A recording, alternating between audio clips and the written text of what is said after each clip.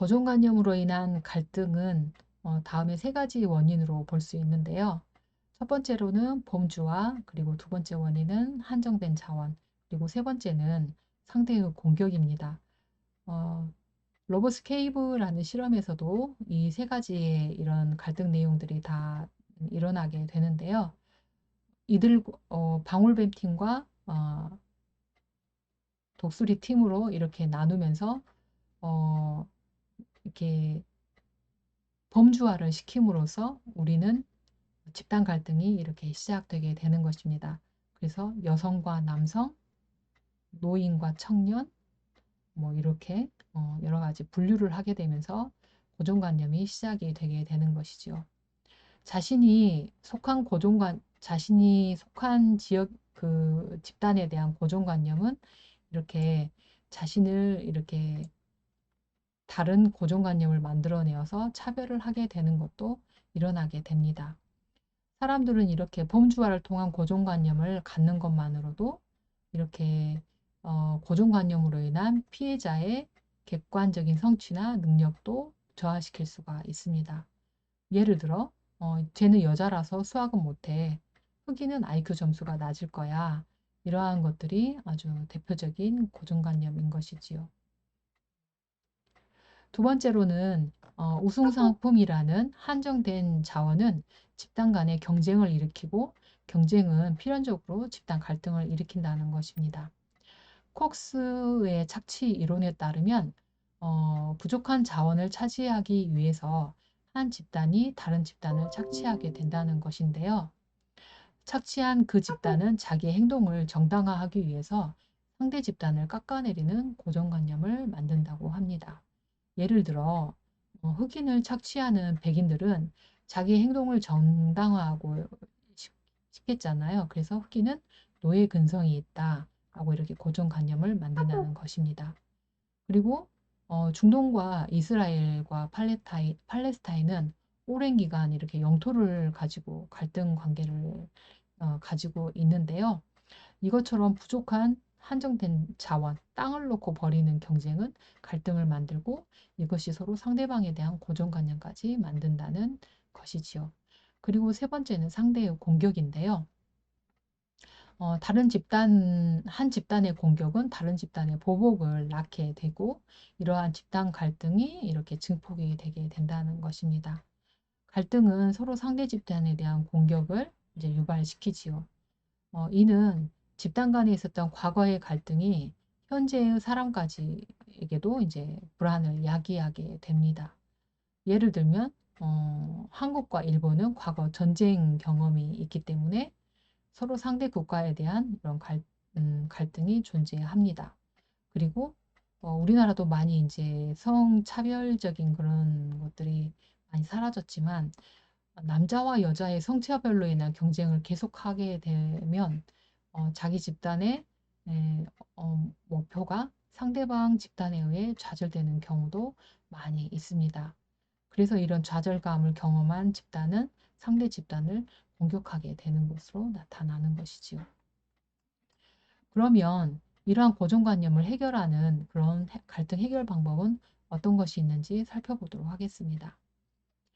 음, 첫 번째는 집단 간 갈등을 감소시키거나 해소할 수 있는 방법 중에 첫 번째로는 집단 간 접촉을 통한 대화와 협상입니다. 어, 우리가 서로 다른 집단으로 묶이게 되면 친밀한 사람들끼리도 이렇게 소원해지기가 쉽죠. 만나는 횟수도 급격히 줄어들고 자기가 속해진 이 집단에서 소속감을 증가시키고자 하는 노력을 하게 되고 바깥 집단에 대해서는 이제 적대감이 급등하게 됩니다.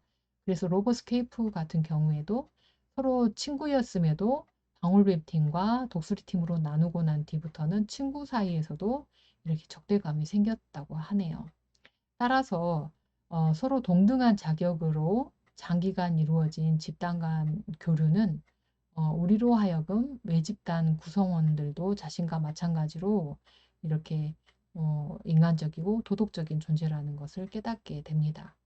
그래서 이렇게 빈번한 접촉을 통해서 갈등이 해소될 수 있습니다. 어, 하지만 이런 갈등 중인 두 집단의 대화가 무조건 갈등을 줄여주는 경우는 또 반드시 아니라고 합니다. 이러한 대화와 협상 과정 중에 상대방을 위협하게 되면 서로의 적개심과 집단 갈등이 증폭할 수 있습니다. 깔로우는 실제 돈을 인센티브로 하여서 이제 실험을 진행하였는데요. 연구 결과 이제 인센티브가 달려 있는 경우 피험자들은 서로의 이득이 큰 쪽으로 행동한다는 것을 발견하였습니다.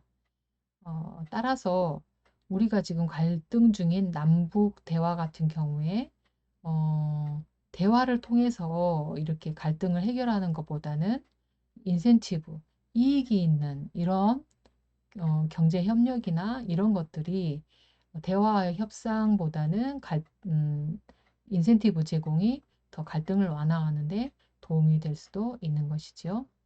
그리고 또 갈등을 해결할 수 있는 두 번째 방법으로는 재범주화입니다. 즉, 두 팀 간의 구분을 없애는 것인데요.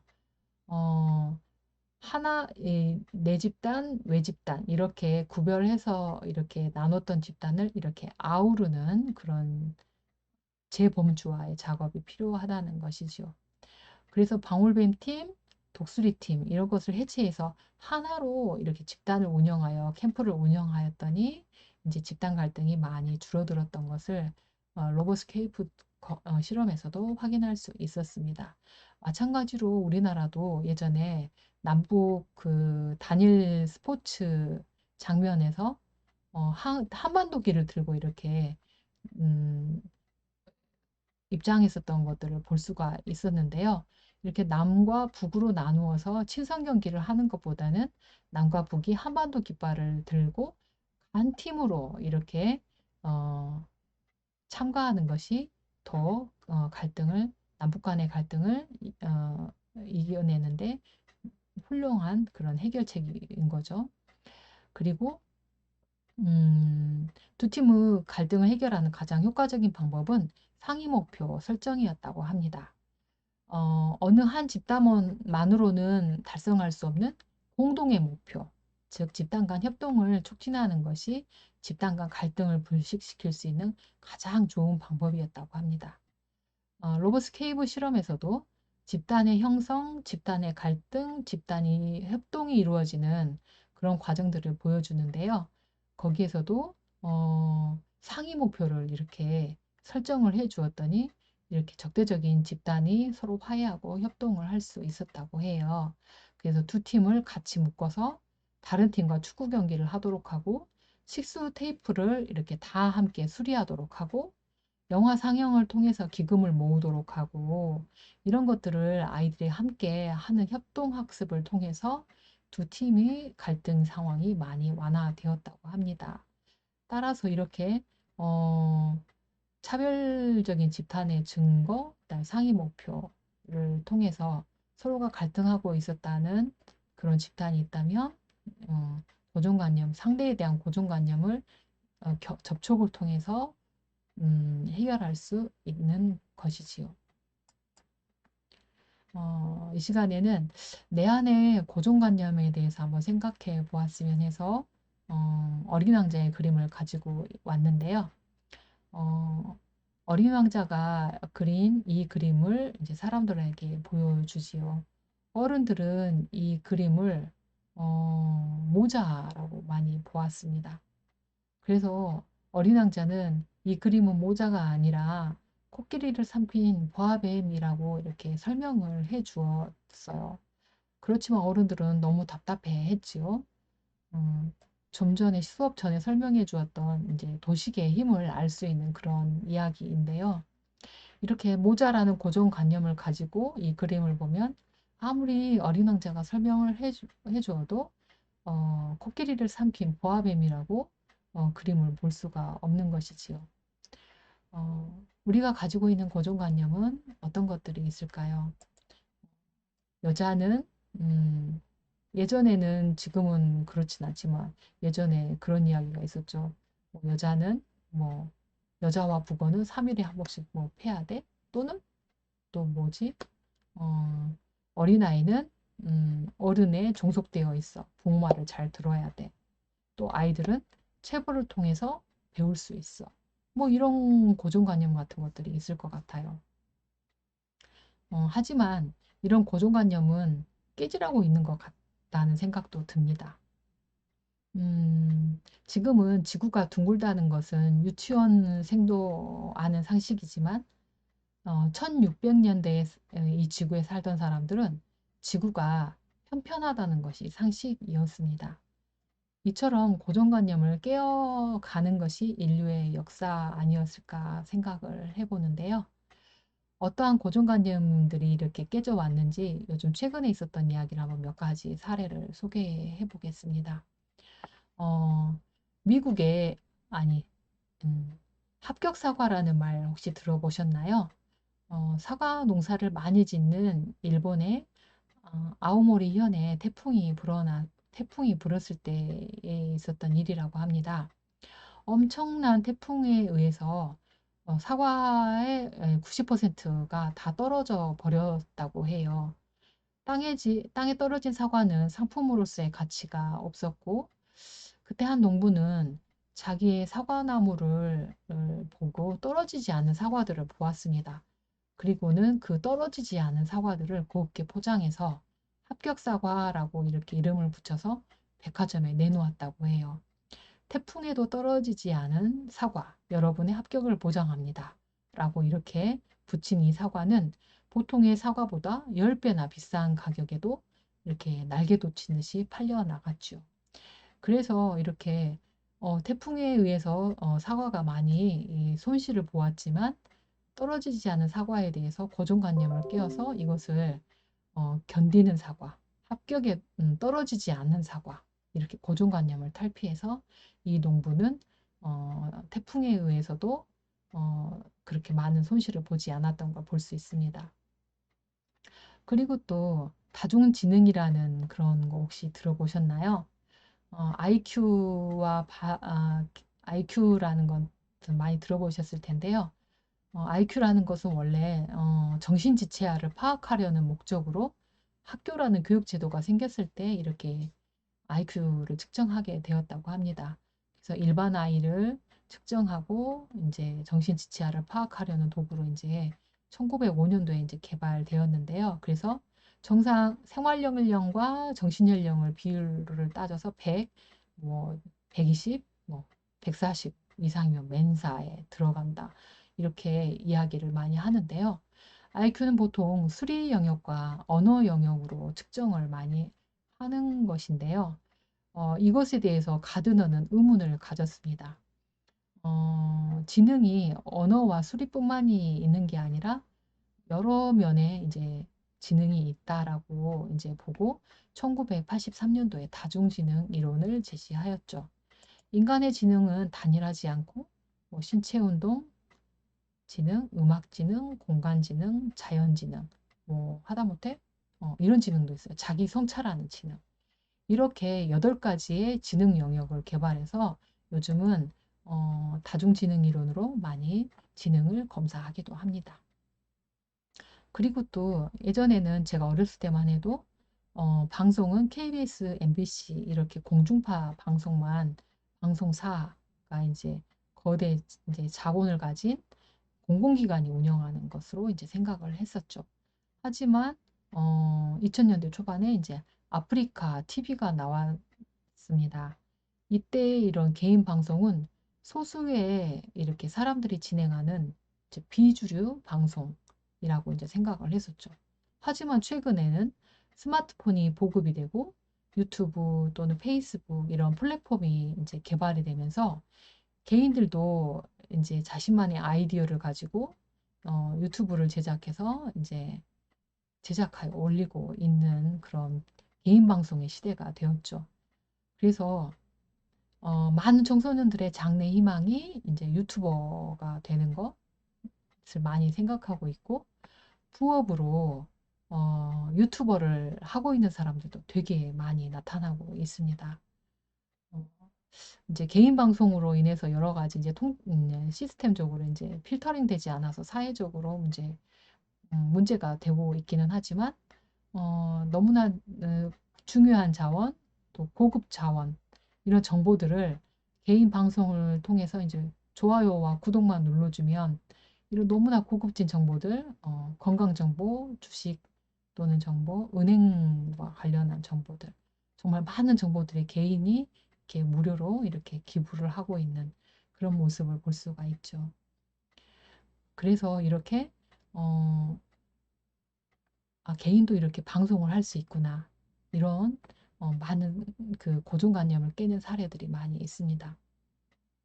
그러면 여러분은 자신에 대하여 어떤 고정관념을 가지고 있을까요? 어, 자신에 대하여 색안경을 끼고 본다면 자신을 정확히 알아보기가 어렵겠죠. 제가 이제 상담을 하다 보면 자신에 대해서 부정적인 고정관념을 많이 가지고 있는 사람들을 보게 됩니다. 음, 여러분 지금 이 시간 한번 자신에 대해서 나는 땡땡땡이다 라고 한번 10번 정도, 10개 정도 한번 써 보시겠습니까? 음, 제가 상담에서 많이 만나는 친구들은 이렇게 써보라고 하면 자신에 대해서 부정적인 것들을 많이 쓰는 경우가 많이 있는데요. 이렇게 자신에 대한 부정적인 고정관념은 자기를 공격하여서 좋은 나로 살아가는데 이렇게 방해를 하는 어, 이제 심리적인 틀로 작용하기가 쉽습니다. 그래서 저는 상담을 할 때 이런 자신에 대한 부정적인 고정관념 이런 것들을 전환시키는 그런 이제 상담 후 시간들을 갖게 되는데요. 이런 자신에 대한 생각의 틀을 깨기 위해서는 지금과 생각했던 반대로 이제 해석하는 눈이 아주 중요합니다. 예를 들면 저는 나이가 많다라는 이런 고정관념이 있다고 하면 이런 나이가 많은 것은 경험이 많다라고 다시 해석을 할 수가 있겠죠. 나는 공부를 못해 라고 고정관념을 가지고 있다면 나는 공부를 못하지만 노래는 잘해. 이런 식으로 자기가 잘하는 것으로 이렇게 바꾸는 것이죠. 이렇게 생각의 전환을 통해서 자신을 좀 더 긍정성을 확대시켜 가다 보면 자신을 사랑하게 되고 자신에 대한 고유한 특성을 가진 이런 독립된 개체로서 인정해주는 그런 시간을 이렇게 가져나갈 수가 있는 것 같습니다. 우리 사회 안에는 많은 고정관념과 차별과 편견이 많이 있지만 그 무엇보다도 자신에 대한 고정관념, 그리고 비난하는 감정, 그리고 나를 돌봐주지 않은 이런 행동. 그래서 사회에 대한 고정관념도 타파해 나가는 것도 중요하겠지만 자신에 대한 고정관념도 이렇게 이겨나가는 그런 것이 너무나 중요할 것 같습니다. 어찌 보면 이렇게 저한테는 유튜브로 수업을 이렇게 진행하는 것이 제 안의 고정관념과 편견 이런 것들을 깨는 시간이었는데요. 이런 수업을 통해서 많은 경험들을 할 수 있어서 제 개인적으로는 이 시간이 너무 좋았던 시간이었던 것 같습니다. 오늘 고정관념과 편견을 마지막으로 저의 이 수업 모든 수업을 마치도록 하겠습니다. 10시간 동안 이렇게 잘 경청해 주셔서 감사하고 사회 심리학을 통해서 자신을 잘 이해하고 좀 더 자신을 잘 사랑하는 그런 여러분들이 되기를 기원하겠습니다. 경청해 주셔서 감사합니다.